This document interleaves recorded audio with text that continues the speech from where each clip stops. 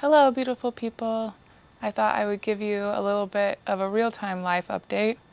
A little bit over a week ago, I had a low side crash on the freeway.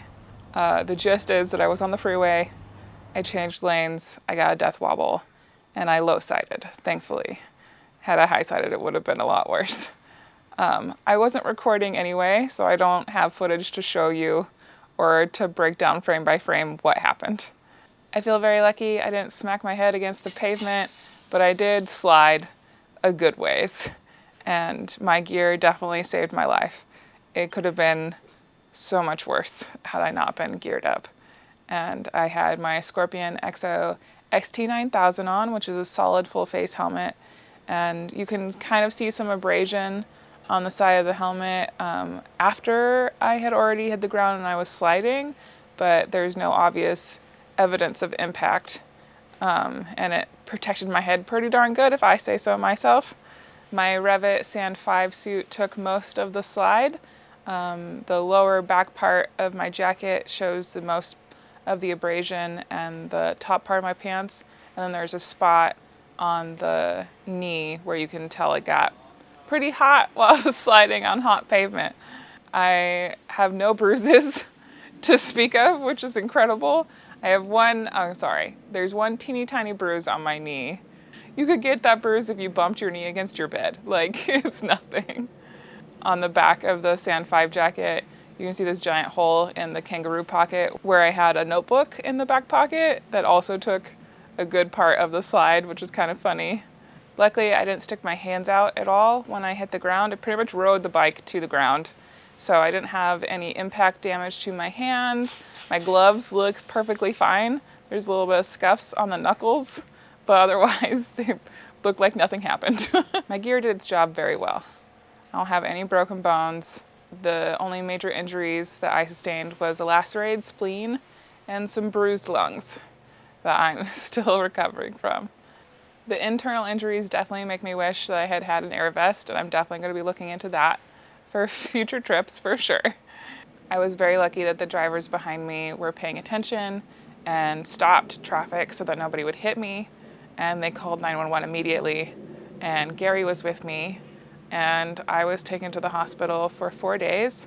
I had a minor surgery on my spleen. I still have my spleen.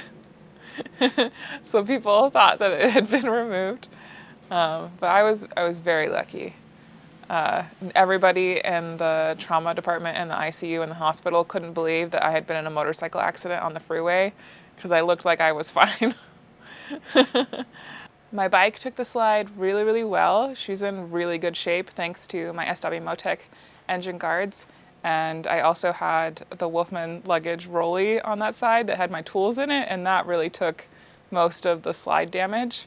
And I have a broken mirror and a broken turn signal, but right now that looks like the extent of the damage. Gary did ride it home, so it didn't have to be trailered or anything. We still have to check forks and make sure that they're still true, but according to Gary, it rode pretty darn well all the way home. So she's in really good condition, and I'm very proud of her for taking the slide so well. Doctor said 3 months, no motorcycles, no strenuous activities or anything that takes both of my feet off of the ground. So it'll be December before I'm allowed to ride again. And thank you all for all of your lovely messages. There was a lot of people who were really concerned about my mental health, not being able to ride for the next few months. And I appreciate the sympathy. For me though, like my brain was just like, oh, we're just gonna go into hibernation, winter video editing, hermit mode, just like a month earlier than normal. So that part hasn't been too terrible. I am bummed about not getting to go to Alaska this year because we've been preparing for this trip for like 2 years. So that is a bit of a bummer. But the universe was already trying to send us signs before this that we should wait and go next year. And this was just kind of the thunk on the head that said, you're not going this year. And so there were a few people who were concerned about what that meant for content, and I would like to assuage your fears. I have like 20 videos that are sitting in the pipeline just waiting for me to be home long enough to edit them. So I've got plenty of videos coming. It's okay. We have like 2 more videos of the Nepal series. Gary and I rode the Pacific Coast Highway in spring. Those videos are coming.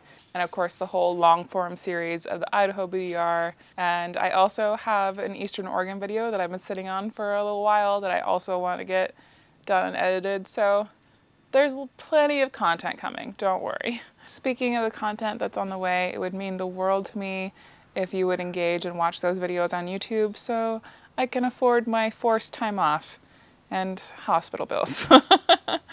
Thank you all so much for your love and support and all of the kind messages that I've received. I'm always blown away by this incredible community. It means the world to me. Thank you so much. And I'll talk to you later.